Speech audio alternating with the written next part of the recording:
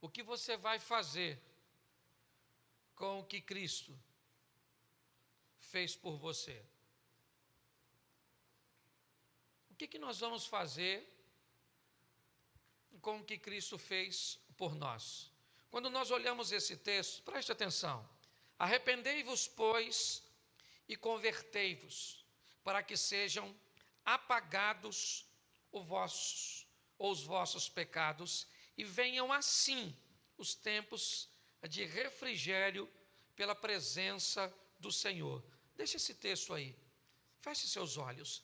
Senhor nosso Deus e Pai, continua falando conosco e usa-me como um canal de bênção nesta hora, quer para aqueles que estão conosco de forma presencial aqui, quer aqueles que estão conosco nas redes sociais. O Senhor é um Deus de perto e um Deus de longe. Por isso, ó Pai, que todos nós sejamos alcançados e venhamos ouvir a Tua voz em o nome de Jesus. Amém. Glória a Deus. Amém.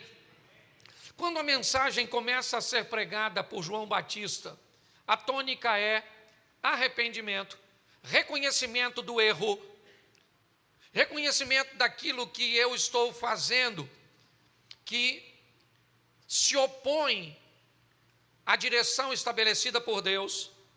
E todas as vezes que eu descubro que aquilo que eu faço desagrada a Deus, que aquilo que eu faço está na contramão do que Deus determina ou orienta, eu vou precisar de duas coisas. Primeiro, eu posso reconhecer que o que eu quero, o que eu faço, e que as minhas escolhas são mais importantes do que o que Deus está dizendo. Isso me tiraria de uma visão cristã e me colocaria numa visão humanista, ateísta, onde eu tiro Deus do centro e me coloco, e a partir do que eu acho correto, a partir daquilo que me oferece algum nível de prazer e satisfação momentânea, eu vou nortear a minha vida. Ou então eu vou me arrepender, ou então eu vou olhar aquilo que eu estou fazendo por uma ótica diferenciada, e quando eu me deparar com essa situação que se opõe à palavra de Deus, eu então vou me arrepender, e isso é um passo extremamente importante. O arrependimento, inevitavelmente, ele é a consequência do reconhecimento de uma falha, de um erro, e isso é poderosíssimo, mas não muda nada. O que muda não é arrependimento, o que muda é conversão. Por isso o texto diz: arrependei-vos primeiro, mas depois convertei-vos. Que seja imposto na sua vida, nos seus valores, nos seus princípios, uma mudança, uma conversão. Ok? Por quê? Porque o arrependimento e a conversão fará com que os seus erros ou os seus pecados sejam apagados. Ou seja, o meu pecado, ele só vai ser apagado se ele for precedido de arrependimento e de conversão. Dizer que eu sei que estou fazendo errado, mas permanecer no erro, não muda nada. Isso me faz apenas alguém consciente do erro que eu estou cometendo, e alguém que foi subjugado por uma emoção ou por um desejo que eu não consigo controlar. Eu bato na minha esposa, então tá bom, mas eu sei que isso está errado, mas todas as vezes que eu perco a cabeça, eu agrido a minha esposa, mas depois eu peço perdão a ela, eu só não me converto. Então o arrependimento, ele é muito importante, porque ele faz com que eu olhe para o meu estilo de vida e descubra que ele não está no parâmetro que deveria. Se eu gosto disso ou não, não vem ao caso. Se eu acho que isso está correto ou não, não vem ao caso. Quando eu coloco Deus em primeiro lugar, Eu preciso entender que, primeiro, Deus precisa estar satisfeito. Segundo, certo? Eu preciso entender que eu trabalho para um bem coletivo. E terceiro, pelo meu bem-estar. Quando eu quero ter uma vida pautada na palavra de Deus, a primeira coisa, Deus tem que estar satisfeito. E o nome dele tem que ser glorificado com a minha postura e com o meu estilo de vida. Segundo, o meu estilo de vida tem que ter uma visão coletiva, tem que causar um bem-estar para as pessoas que estão ao meu redor. E por último, isso tem que trazer bem-estar a mim. Quando nós olhamos para isso, a proposta é: eu quero ter meu pecado apagado? Quero. Então, como é que isso vai acontecer? Com arrependimento e com conversão. E por que é que eu quero ter o meu pecado apagado? Porque o texto diz que se isso acontecer, virão para a minha vida tempos de refrigério. O que a Bíblia está dizendo que por que é que eu preciso que o meu pecado seja apagado? Porque eu quero que haja uma satisfação, um refrigério, um ambiente que ele é tão confuso momentaneamente que ele parece que, se ele existir, ele quebra o sistema, ele causa uma ruptura. Porque falar hoje de refrigério aqui é falar de felicidade, de satisfação de viver. Algo que o mundo atual diz que é utópico, inalcançável, surreal. Ninguém hoje pode ser feliz, porque se você for feliz, você rompeu com o sistema, você quebrou o sistema. Você não pode ser feliz com esse smartphone que você tem. Você não pode. Porque se você for feliz com esse smartphone, se você desejar estar com ele até o momento que seu sistema operacional não funcione mais, isso pode durar 2, 3 anos. E isso fez com que você estabelecesse uma ruptura num sistema de comércio. Por isso, as pessoas não podem ser felizes. Ninguém pode casar e ser feliz. Ninguém pode ser feliz com somente esse modelo de carro, somente morando nesta casa, somente frequentando, fazendo isso. As pessoas estão proibidas de serem felizes. E pior, quando você define para alguém que é feliz com o que você tem, as pessoas vão tentar te convencer que é mentira sua. Porque você não tem isso, você não tem aquilo, você não tem aquilo outro, você não pode comprar aquilo, você não vai ali, você não faz. Mas eu não preciso de nada disso. Precisa. Cala essa boca. Que tu não é feliz. Porque se tu for feliz, eu estou desgraçado. Porque eu não consigo. Você está rindo? Mas o buraco é mais fundo do que a gente pensa. E como é que encontra felicidade? Refrigério. E o refrigério vem, termina o texto. Como é que ele vem? Pela presença do... Então eu me arrependo, e aí os meus pecados são... E aí eu recebo um refri, porque o Senhor se tornou presente em... Aí a casa caiu. Aí você vai ouvir pessoas dizer assim: pastor, eu não estou aguentando. Ou eu trabalho, lá onde eu trabalho, pastor, eu não me meto com ninguém. Eu fico na minha, eu vivo na minha, eu me converti, eu mudei de vida, eu me converti. E o pessoal me persegue. Por quê? Porque você encontrou o que a maioria das pessoas estão procurando e não sabem onde está. E cada um procura onde acha que está. A mulher samaritana achou que ia ser feliz com um homem. Parecia o coelhinho da Páscoa. 1 homem, 2 homens, 3 homens. Ela estava errada, sim ou não? Não! Ela queria ser, só estava procurando a felicidade no lugar, porque a nossa felicidade está em Deus. Isso não impede você de casar, de ter filho, de ter sogra, de ter dinheiro. Isso não impede nada. Você pode ter tudo, Mas a felicidade não está no tudo, a felicidade está em Deus. E é isso. Então é mudança. É isso que eu quero conversar com você. Certo? O que Deus está esperando de mim? Mudança. O que a sua mulher está esperando de tu? Sua sogra de tu. E o que o diabo espera de você? Você não muda nada. Você vem para o culto e... Nossa, o culto maneiro. Louvor maneiro. Ri pra caramba com o pastor. E mudou o quê? Mudou nada, não mudou nada. Saí mais sem vergonha do que cheguei. Nossa, o culto nem acabou, já estou querendo pecar. O mal barato isso. Hoje, gente, tem gente com a vida tão ruim que se o diabo me pedir referência, eu falo para não levar. Não leva não para o inferno. Tem outro lugar para ir? Deixa. Essa alma penada. Você está rindo, mas é sério.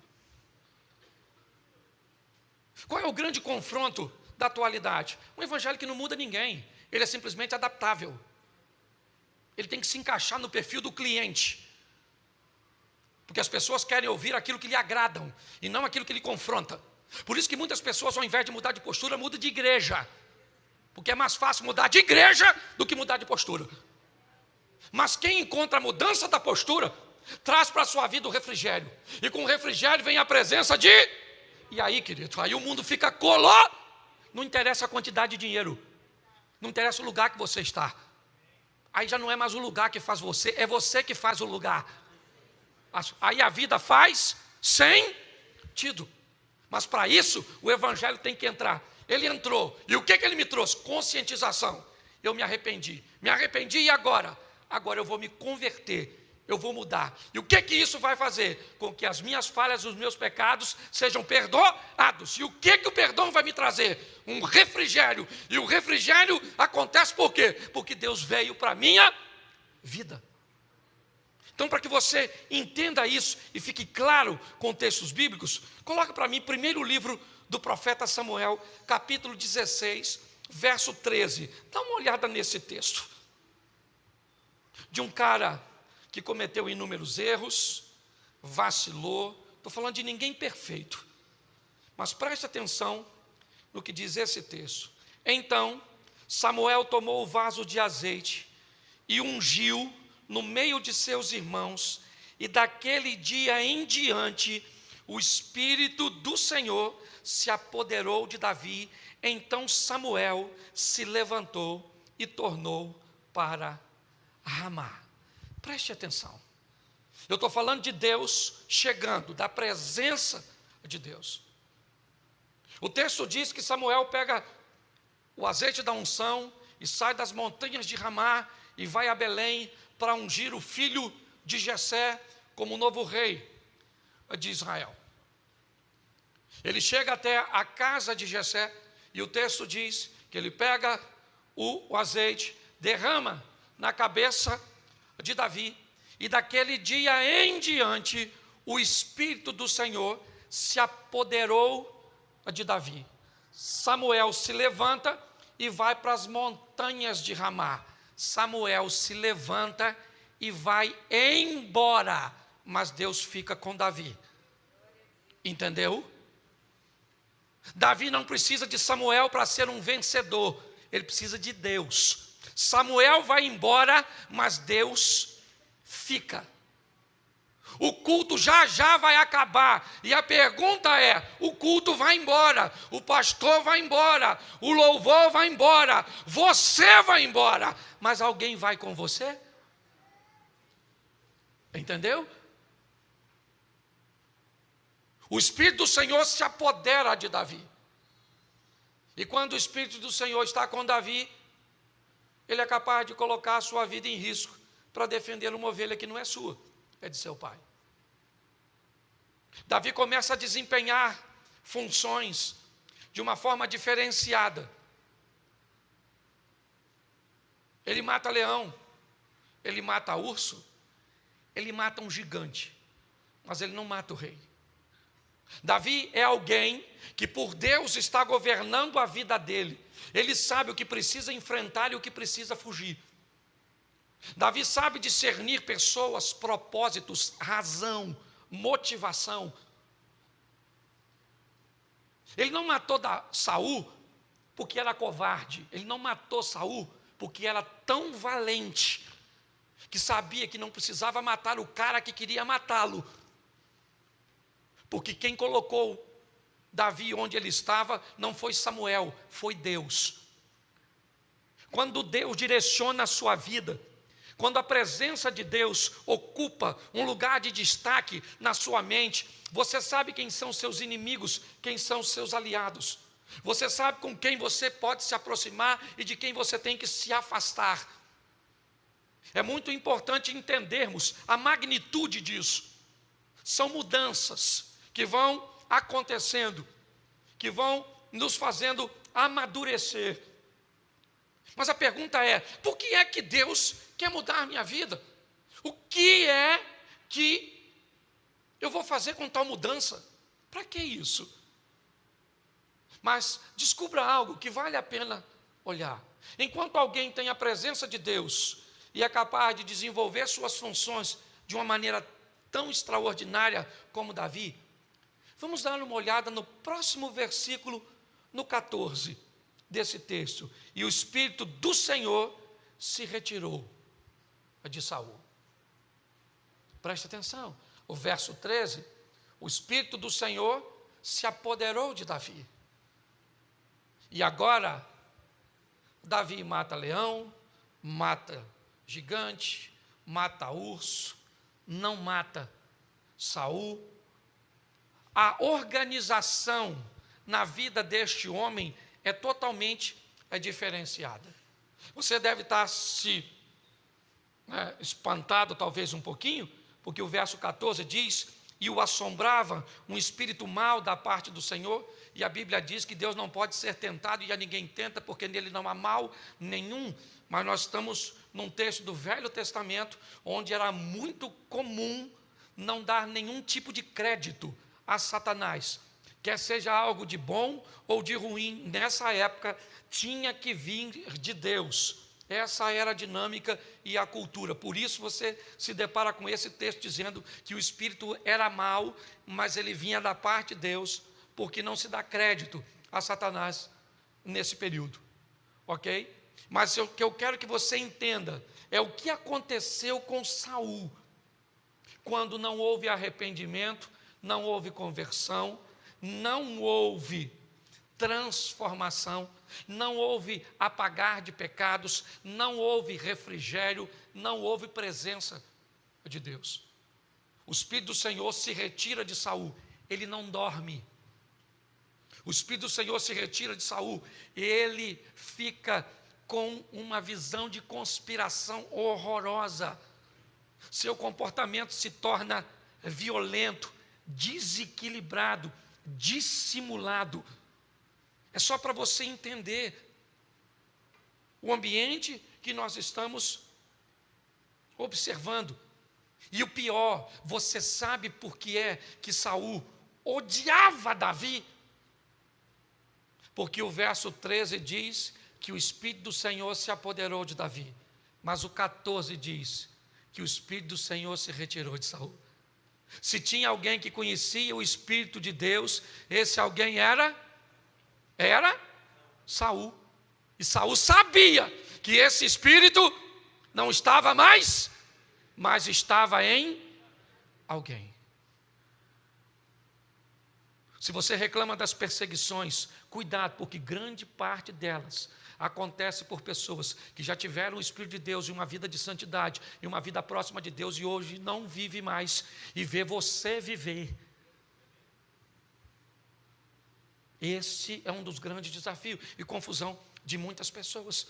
Quando olhamos para tudo isso, eu preciso mostrar a você como Deus sempre esteve intencionado em mudar e agir pessoas que iriam trabalhar na coletividade de uma forma tão intensa. Quando nós vamos olhar ou definir um perfil daquelas pessoas que Deus escolhe, é basicamente isso. é quase um perfil único. Vamos lá, eu vou ter um encontro com Noé. Então tá bom, Noé, você vai ter 120 anos para construir uma arca, tá joia? É isso, tá tudo. E agora? Agora você vai para a sua casa e vende essa ideia para sua esposa. Vende a sua ideia para seus filhos. Vende essa ideia para sua nora. Eu estou te dando uma informação aqui, particular, mas ela vai ter que agir no coletivo. E esse camarada vai para casa e faz com que toda a sua família se engaje num projeto extraordinário. Você quer mais? Vamos pegar o menino José e vai para o Egito, para que as nações não morram de fome. Sempre Deus pegando alguém para fazer com que essa pessoa irradie um bem-estar, uma satisfação, mude a vida de outras pessoas, faça com que outras pessoas melhorem sua qualidade de vida, seja muitas vezes apenas terrena, de pessoas que ganharão o mundo, mas perderão sua alma. Isso é perfeitamente compreensível. A Bíblia trabalha, está aí, ó, 2 vidas. É assim que funciona.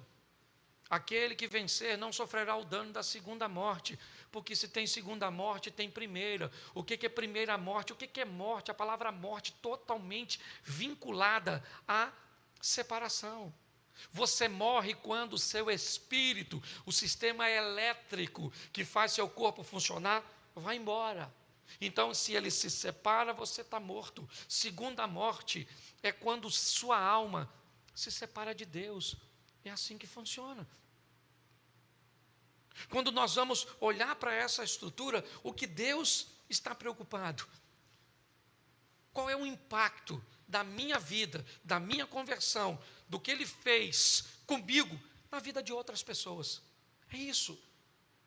E por isso, eu quero mostrar para você algo que talvez possa elucidar algumas coisas na sua mente e te ajudar a mudar de vida.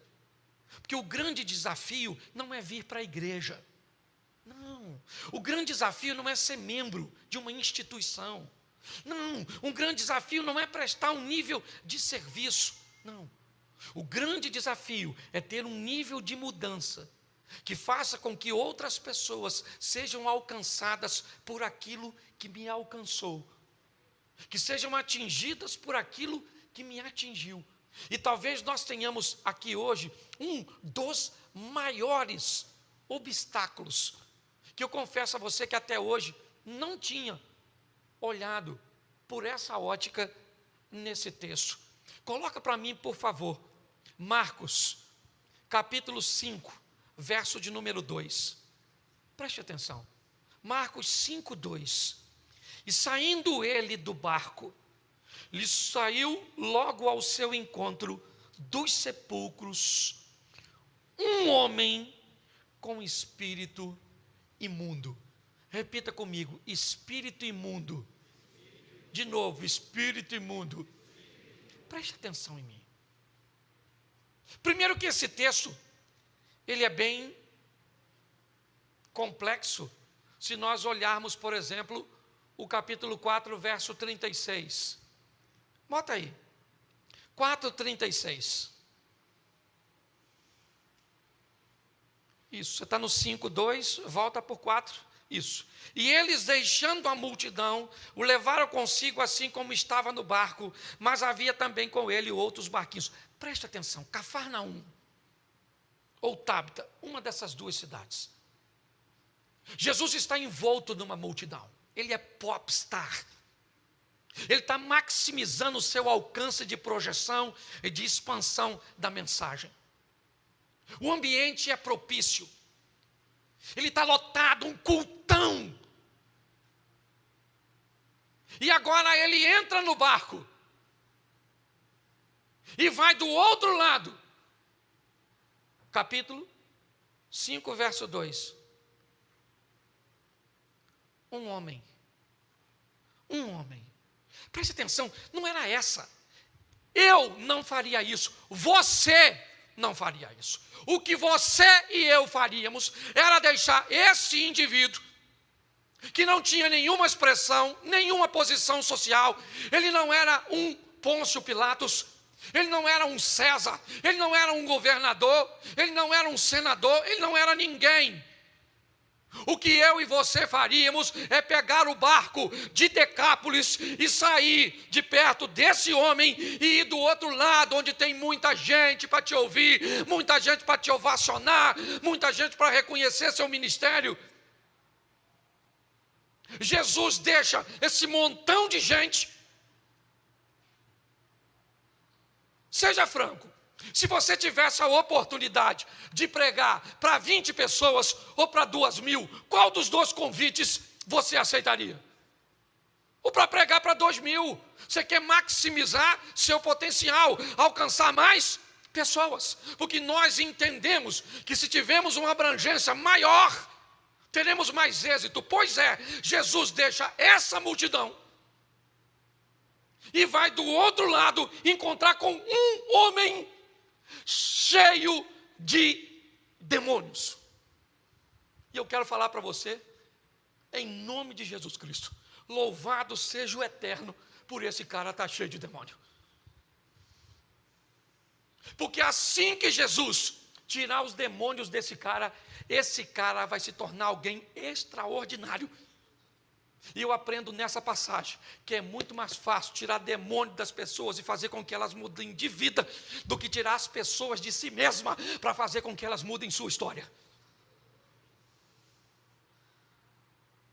É muito mais fácil você olhar para alguém e ver uma insanidade, um comportamento incorreto, um poder maligno possuindo tal pessoa. E é isso que acontece aqui. O que as pessoas olham? Um cara nu, morando no cemitério, atacando pessoas. Um nada. É isso que ele é. Ele é um ninguém. O problema é que Jesus não está olhando para quem ele é. Jesus está olhando para quem ele pode ser, se for alcançado pelo poder que ele tem. Você está entendendo? O que as pessoas falam a seu respeito, o que elas pensam a seu respeito, não é nada diante do que Deus sabe que pode fazer através da sua vida. Mas você sabe qual é o grande problema nosso? É que nós não temos demônio. O que nós temos é ego. O que nós temos é uma postura que faz com que o poder de Deus não consiga se manifestar. Ele não consegue fluir. Ele não consegue se desenvolver. Porque quando Jesus chega, o que esse cara tem? Ele tem espíritos malignos. Ele está nu. Ele está todo machucado. Ele está ferido. É isso. Os discípulos não sabem o que estão fazendo. É Decápolis, as 10 cidades. Lá não tem comida judaica. Lá o porco é elemento de sacrifício a deuses pagãos. O que eles estão fazendo ali? Judeus de carteirinha, Pedro, Tiago, João, André, Filipe, Mateus. Eles não querem estar ali, ainda mais numa situação daquela. E agora aquele homem maluco, sabe? Pô, a gente podia estar do outro lado, Cafarnaum, a casa da sogra de Pedro, lugares para fazermos uma refeição, para sermos bem recebidos. O que é que nós estamos fazendo aqui? Nós estamos aqui para mudar gente. Porque se gente resolver mudar, o inferno vai ter que recuar. Porque se gente resolver mudar, o casamento vai ser algo extraordinário. Porque se pessoas resolverem mudar, os filhos serão amados como nunca foram. Porque se pessoas quiserem mudar, a igreja vai se tornar o que precisa ser. Um campo de transformação. E é nesse ambiente que Jesus chega. Contrariando as expectativas. Porque ele é assim. O que encanta as pessoas são baús de tesouro. O que encanta Jesus é a oferta da viúva. Por isso que é difícil conviver. Os meus pensamentos não são os vossos pensamentos, os meus caminhos não são os vossos caminhos, e eu não vejo como você vê. Como é que nós vamos andar com alguém que pensa, vê e reage diferente de nós? Alguém vai ter que mudar, a mudança vai ter que acontecer. Mas sabe qual é o problema? Tem alguém esperando você mudar. Tem alguém esperando que algo aconteça com você. O problema é que não tem um demônio em você. Não, se fosse um demônio, nós faríamos um exorcismo. Se fosse um demônio, seria muito mais fácil, porque foi o demônio que roubou a sua santidade, foi o demônio que roubou a sua vontade de estudar, foi o demônio que se apoderou da sua vida e agora ele subjugou você. Pois é, se ele for embora, você estava nu e vai se vestir. Se ele for embora, você estava insano e agora vai viver uma vida tranquila. O problema é que quando não tem o demônio. O problema é que quando quem está aqui dentro é o Cláudio. E o Cláudio que vai querer que as coisas aconteçam ao tempo dele, da maneira dele, do jeito dele. E se não acontecer, o Cláudio vai fazer como Sara, arrumar uma maneira para que o que eu quero se materialize. Então eu arrumo um subterfúgio para criar uma maneira. Por quê? Porque Deus não está no modelo que eu gostaria que tivesse. Você já ouviu dizer que o demônio tomou o coração da Sara? Não tinha demônio na Sara. O que tinha era uma Sara que não estava satisfeita com o que Deus estava fazendo. O grande desafio, na verdade, é só esse. É porque eu e você descobrimos que o modelo que Deus criou não é dos melhores, ele não me agrada muito, então ele vai entrar em choque com o que eu quero, ou com o que eu vou fazer. Quando não tem isso, como é que é seu nome? O meu nome é Legião, porque nós somos um montão. Ok, sai dele agora. Sai dele agora, acabou. Eu vim aqui para expulsar você da vida dele, porque é você que está estragando a vida dele. Vai embora agora e acabou. Pronto, e agora? Agora eu estou nu. Caraca, eu estou nu. Arruma uma roupa para ele aí, porque ele está arrependido de estar nu. Agora ele está vestido. Agora ele se senta e vai bater um papo e vai conversar. E agora ele está aqui. Bom, tá jóia. Mas para ele estar desse jeito, o que aconteceu? 2.000 porcos morreram. Bom, aí tem problema. Porque como é que esse camarada está legal? Eu não quero saber se ele está legal, eu quero saber cadê os porcos. Por quê? Porque bicho vale mais do que pessoa. Porque planta vale mais do que pessoas. Sim, com todo respeito, eu não uso um sapato numa pele de um animal, mas eu sou a favor do aborto. Não tem coerência. Sabe? É quando Jesus cura o paralítico e alguém diz, mas era sábado. Ô, irmão, esquece o sábado. O cara era paralítico e agora o cara está andando.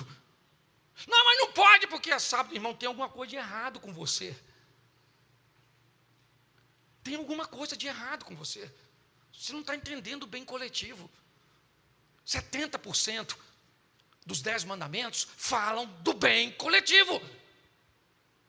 Tem alguma coisa de errado no sistema. Quando nós olhamos para esse ambiente, o que nós estamos vendo? Um cara sentado, e tem gente preocupada com um porco que morreu afogado. E agora chegou a hora de Jesus ir embora. Ele não vai ficar ali muito tempo. Ele vai embora. E quando ele vai embora, o ex-endemoniado, o outrora endemoniado, o outrora nu, chama Jesus e diz: eu preciso que o Senhor me leve. Eu preciso ir com o Senhor. Não faz sentido eu continuar desse lado. Deixa eu entrar nesse barco e ir contigo. Deixa. Me permita. Jesus disse: não. Você não vai comigo. Porque na minha equipe eu não tenho ninguém capaz de ficar desse lado. Eu não tenho. Todo mundo que eu tenho aqui é preconceituoso o suficiente para achar que o povo daqui não merece salvação. Então eu vim aqui, enfrentei uma tempestade, a incredulidade dos meus discípulos, a incompreensão do dono dos porcos e todo esse furdunço que está instaurado, porque eu vi em você um potencial que ninguém viu. Porque eu sabia que a única coisa que você tinha era demônio. Mas sem demônio, você conseguiria fazer uma entrega total e não parcial. E não abrir uma concessão. Então, vá para a sua casa, vá para os seus e mostre para eles. Marcos 5:20. Marcos 5, verso 20. E ele foi e começou a anunciar em Decápolis quão grandes coisas Jesus lhe fizera, e todos se maravilharam. Você sabe por quê? Porque depois dessa ocasião, ele nunca mais andou pelado. Você sabe por quê? Porque depois dessa ocasião, ele nunca mais atacou ninguém. Você sabe por quê? Porque depois dessa ocasião, ele se tornou um cidadão capaz de conviver de uma forma satisfatória na sociedade. Esse camarada não foi respeitado porque falava língua estranha. Não estou desmerecendo os dons. Eu só estou dizendo que o que fez esse cara impressionar uma cidade pagã foi a mudança que ele conseguiu viver quando o demônio saiu e Jesus entrou. Você sabe, e eu falo isso com muito pesar e me colocando, o grande problema é que nós não temos demônio. O que tem é alguém dentro de nós, cerceando, limitando, estabelecendo fronteiras, dizendo que nível de ocupação é que vai acontecer. Até aqui o senhor pode ir, até aqui o senhor vai, ó, no meu dinheiro o senhor só vai até aqui, no meu temperamento o senhor só vai até aqui, na minha rede social o senhor só vai até aqui, o senhor, aqui eu estabeleço os limites. Eu gosto desse negócio de brincar de igreja, eu gosto de ir lá, eu gosto de ver. E o que tem nesse cara? Um demônio? Não, o que tem é ele, o que tem é ela. Aí ela vai postar um nude, aí a postura, porque não tem a ver com o demônio, tem a ver com a pessoa, sabe? Judas não tinha um demônio, o que tinha era o Judas, entendeu? Se tivesse um demônio no Judas, era expulsar o demônio e está tudo certo, o traidor ia embora. Mas não era um demônio, era o cara, era o caráter, era a postura, e é isso que nós estamos vendo aqui. O texto diz que ele começa a anunciar em Decápolis. Capítulo 7, verso 31, mais 2 versículos, eu termino. Capítulo 7, verso 31. 2 anos e meio depois desta visita, do capítulo 5, verso 1, né, chegaram à província dos Gadarenos. 2 anos e meio depois, Jesus volta a Decápolis, Tiro e Sidom, e ele vai pelo mar da Galileia, pelos confins de Decápolis. Ele vai retornar para Decápolis. O que vai acontecer agora, ele vai curar um gago surdo, e ele vai fazer a segunda multiplicação dos pães. E preste atenção nesse texto agora. Onde acontece a primeira multiplicação dos pães? Cafarnaum, sobram 12 cestos, simbolizando o ministério de Jesus, as 12 tribos de Israel. Segunda multiplicação dos pães acontece aqui, Decápolis, 7 cestos vão sobrar, e preste atenção no capítulo 8, verso 9. 8, 9.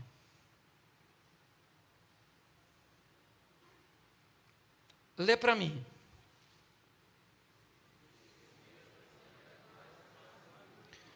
Os que comeram eram quase. Tá.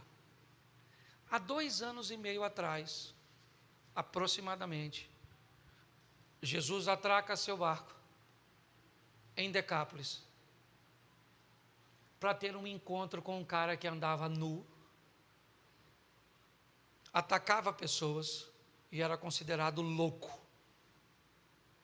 2 anos e meio depois do encontro, Jesus volta para Decápolis, encontra 4.000 homens, sem falar mulheres e crianças, interessadíssimo em ouvir o que Jesus tinha a dizer. Pergunto eu para você, quem Jesus deixou em Decápolis para pregar a palavra para esse povo? O apóstolo Paulo? O profeta Elias? Não. Um cara que ninguém dava nada por ele.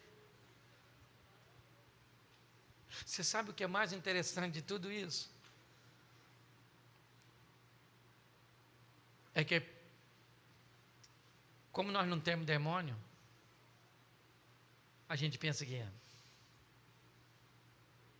vai o pastor falar agora no fechamento da palavra que eu tenho que ser um evangelista, que eu tenho que mudar a vida das pessoas, que eu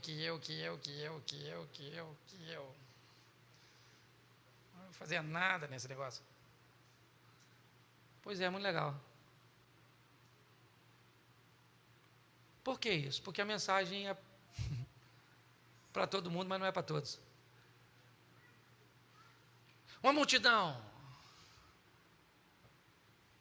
o Bartimeu fica curado. Uma multidão, Jesus falou, alguém me tocou. Alguém me tocou.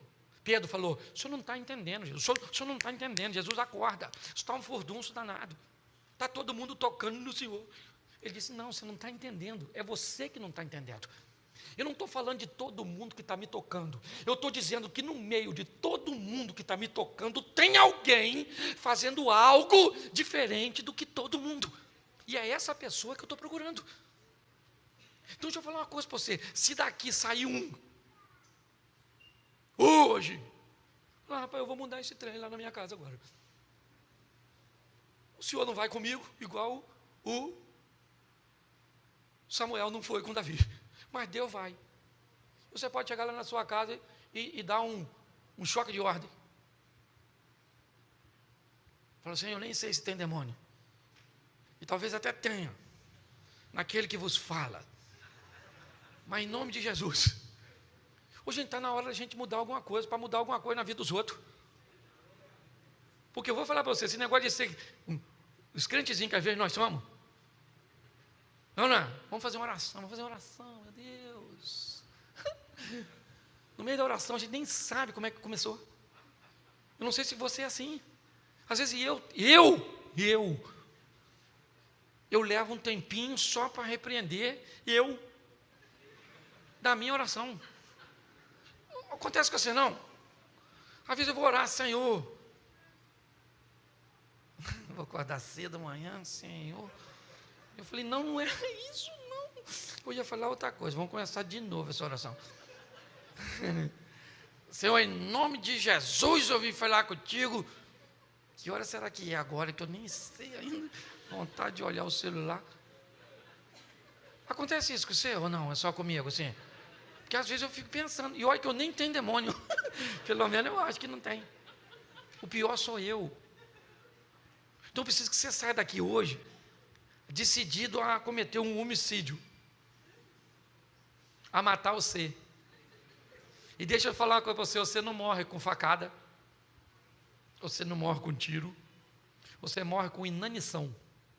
Para de dar comida para você, para de alimentar essa carne nossa. Você pode ficar de pé agora? Vamos mudar. Não é para ter uma mudança? Quem é que acha que pode mudar? Nossa, gente. Uns 10%. Mudar é um grande desafio. Porque vai tirar você e eu do nosso conforto. O legal é continuar do jeito que nós estamos. Mas isso não muda a vida de ninguém. Sai daqui hoje para mudar a vida de outras pessoas. Faça como esse homem. E ele fez jus ao que Jesus fez por ele. Feche seus olhos neste momento. Eu quero orar. Senhor nosso Deus, às vezes somos tão bons com as palavras, ó Deus. Somos excelentes conselheiros. Somos altamente qualificados a dizer como as outras pessoas devem proceder, como devem agir, como devem fazer. Mas temos grandes dificuldades, ó Deus, de vivenciarmos a tão sonhada conversão, a mudança que pode levar a nossa vida para um novo nível de intimidade para contigo. Que nessa noite possamos receber de Ti forças para tomarmos esta decisão, que possam melhorar o nosso casamento, que possa melhorar os nossos negócios, que possa melhorar a nossa família, a nossa caminhada de fé. Continua conosco, Senhor, porque dependemos de Ti. Leva-nos aos nossos lares, ó Pai, guardado por Tuas boas mãos poderosas, porque acreditamos que vamos viver o extraordinário ao Teu lado. Que o grande amor de Deus, nosso Pai, a graça de nosso Senhor e Salvador Jesus Cristo e as doces consolações do Santo Espírito de Deus, seja para com todo o povo do Senhor, e todos digam...